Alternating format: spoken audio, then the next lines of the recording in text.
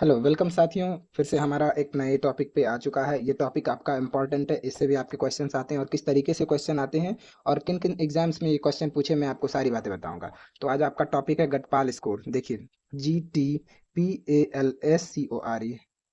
ये देखिए, आपसे एग्जाम में पूछ दिया जाता है ये गटपाल स्कोर क्या होता है। कोई भी महिला डिलीवरी करवाने के लिए अगर आती है तो सबसे पहले उसे गटपाल स्कोर पूछा जाता है। ये गटपाल स्कोर क्या होता है बता देता हूँ मैं। ये देखिए, जी से हो गया ग्रेविडा, नंबर ऑफ ग्रेविडा, यानी कि ये महिला कितनी बार प्रेग्नेंट हुई है। फिर टी हो गया, टी से आ जाता है टर्म डिलीवरी, यानी कि महिला कितनी बार डिलीवरी के लिए आई है और कितनी बार उनका, यानी कि जैसे टर्म डिलीवरी यानी 38 सप्ताह का होता है, किसी भी 38 से 40 सप्ताह का किसी भी महिलाओं की डिलीवरी का पीरियड होता है। तो ये टर्म डिलीवरी कितनी बार हुई है। और पी से आ गया आपका प्री टर्म डिलीवरी, कितनी बार महिला का प्री टर्म बेबी हुआ, यानी 38 सप्ताह से पहले का बच्चा, वो पी आ गया। ए से हो गया अबॉर्शन, कितनी बार महिला का मिसकरेज हुआ है या अबॉर्शन हुआ है। एल से आ गया आपका नंबर ऑफ लिविंग चाइल्ड, कितनी बच्चे के कितने जीवित बच्चे हैं, अभी 2 हैं, 3 हैं, 4 है। ये आपका आ गया। इससे आपके क्वेश्चंस जरूर ही आते हैं। ये देखिए आपके क्वेश्चंस किस तरीके से आते हैं। आपका टाइम ज्यादा ना खोटी हो, इसलिए मैंने आपके लिए पहले से ही तैयार रखा है। ये हमारे भी नोट्स हैं, इसलिए मैं आपको बता रहा हूँ। ये किसके देखिए मैं बता देता हूँ। इससे आपसे नोट सेट में पूछ सकते हैं, स्टाफ नर्स में पूछ सकते हैं, एएनएम जीएनएम आरआरबी तक में ये क्वेश्चंस आते हैं। ये देखिए क्वेश्चंस किस तरीके से आते हैं।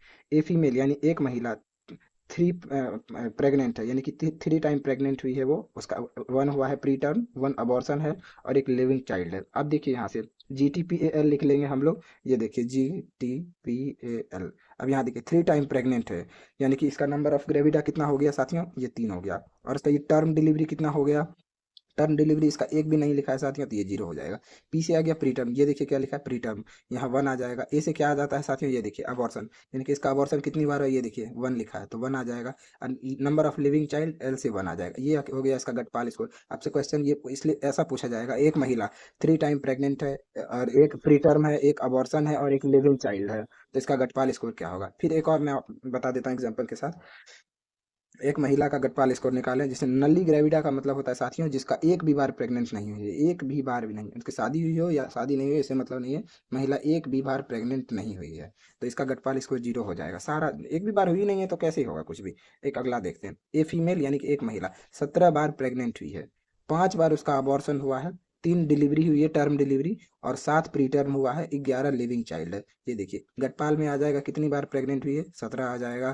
फिर यह देखिए 5 टाइम अबॉर्शन है, तो ये देखिए 5 टाइम अबॉर्शन है तो इसका 5 आ जाएगा। और उसके बाद क्या है, टर्म डिलीवरी कितनी है इनकी, 3 टर्म डिलीवरी है तो 3 टर्म डिलीवरी आ जाएगा। फिर प्री टर्म कितने हैं इनके, प्री टर्म 7 है तो प्री टर्म आ जाएगा 7। और नंबर ऑफ लिविंग चाइल्ड तो 11 आ जाएगा। तो इसका आंसर हो गया G7 T3 P7 A5 और L11। ये हो गया साथियों। एक अगला बताता हूँ मैं। एक महिला जो करेंटली प्रेग्नेंट है और उसके बाद 2 बार उसके ट्विन हुई है और उसके बाद 2 बार अबॉर्शन हुआ है, तो उसका गटपाल स्कोर क्या निकला साथियों। गटपाल स्कोर के बाद आ जाते हैं फीमेल रिप्रोडक्टिव सिस्टम, जो कि ऑब्स्टेट्रिक एंड गायनेकोलॉजी का मेजर पोर्शन है। देखिए साथियों, मैं अपने नोट से ही आप लोगों को इसलिए बता रहा हूँ ताकि ये नोट्स बनाने में फिर मैं इसे किसी, जैसे देखिए साथियों कल मैंने आप लोगों को बताया था एक्सपेक्टेड डेट ऑफ डिलीवरी, तो मुझे बहुत टाइम लग गया था इसमें, ज़्यादा टाइम ना खपत हुए और मैं बेहतर तरीके से आपको एक्सप्लेन कर सकूँ, इसलिए मैंने अपने ही बता। देखिए साथियों, हमने अपने first year second year third year में बहुत सारे पढ़े हैं थ्योरीज वगैरह। अब यहाँ पे थ्योरीज का कोई मतलब नहीं है, आपको बस एग्जाम्स में 1 लाइनर क्वेश्चन से पूछते हैं। फीमेल रिप्रोडक्टिव सिस्टम देखिए साथियों क्या है। It is a system that is related with coitus. Coitus का मतलब होता है साथियों सेक्सुअल एक्टिविटी, और फर्टिलाइजेशन, इम्प्लांटेशन और एक्सपल्सन ऑफ फीटस। ये देखिए साथियों, क्वाइटस यानी सेक्सुअल एक्टिविटी, फर्टिलाइजेशन यानी कि मेल मेल का स्पर्म और फीमेल्स का ओवम इसमें इम्प्लांट होते हैं, और उसके बाद एक्सपल्सन ऑफ फीटस यानी कि फीटस का बाहर आना ये फीमेल रिप्रोडक्टिव सिस्टम के द्वारा होता है। साथियों आप देखिए फीमेल रिप्रोडक्टिव सिस्टम के कितने पार्ट होते हैं, इंटरनल, एक्सटर्नल और एसेसरी ऑर्गन्स में क्या क्या आते हैं। ये देखिए साथियों, इंटरनल ऑर्गन में वेजाइना आते हैं जो कि अंदर से होते हैं, vagina, uterus, fallopian tube, ovary. External में आते हैं साथियों, देखिए पेरिनियम एरिया आते हैं, वल्वा आते हैं, लेबिया मेजोरा आते हैं, लेबिया माइनोरा आते हैं, मॉन्स प्यूबिस आते हैं, क्लाइटोरिस आते हैं। और एसेसरी ग्लैंड्स में, एसेसरी में से ग्लैंड्स आते हैं और ब्रेस्ट आते हैं। अब देखिए साथियों, मैं आपको बताता हूँ इंटरनल फीमेल रिप्रोडक्टिव सिस्टम। ये देखिए फीमेल रिप्रोडक्टिव सिस्टम का ऑर्गन है, बता देता हूँ इसमें आपके। ये देखिए, ये जो बीच वाला पोर्शन है ये यूट्रस कहलाता है, ये जो आपको ट्यूब जैसी दिख रही है इसे फेलोपियन ट्यूब कहते हैं, ठीक है। इसे शॉर्ट में सेल्फेंजिस भी कहते हैं। ये देखिए आप साथियों, ये जो है ना, ये ओवरी हो गया, इसे ओविडक्ट भी कहते हैं, फेलोपियन ट्यूब भी कहते हैं, सेल्फेंजिस भी कहते हैं। ये जो है ये हो गया ओवरी। इतने से पार्ट जो है ना इसे इन्फंडिबुलम कहते हैं, जहाँ पे ओवम यहाँ से निकलते हैं। अब देखिए इसका नीचे वाला पार्ट जो है, ये जो ब्लैडर होता है इसमें अटैच नहीं रहते, ये पीछे की साइड से बने रहते हैं। ये तो हमने दर्शा दिया यहाँ पे, यूरिनरी ब्लैडर। ये जो है इतने एरिया को सर्विक्स कहते हैं, इसके एक्सटर्नल एरिया को वेजाइना कहते हैं, और पूरे बाहरी तरीके से उसे वल्वा कहते हैं। अब साथियों आते हैं वेजाइना पे। वेजाइना को एंटीवर्टेड तरीके से देखोगे तो 45 डिग्री एंगल दिखते हैं, जो कि फाइब्रो मस्कुलर स्ट्रेंथ से बने होते हैं। ये प्रेजेंट जो है सर्विक्स और वल्वा के नीचे बने हुए थे। ये देखिए सर्विक्स और वल्वा के बीच में बना हुआ है वेजाइना कहते हैं। अब देखिए साथियों, ये आपका इंपॉर्टेंट क्वेश्चन है कि वेजाइना के अंदर कौन सी टिश्यू होती है। स्ट्रेटिफाइड स्क्वेमस एपिथेलियल टिश्यू होती है, ये नॉन क्रेटिनाइज्ड होती है।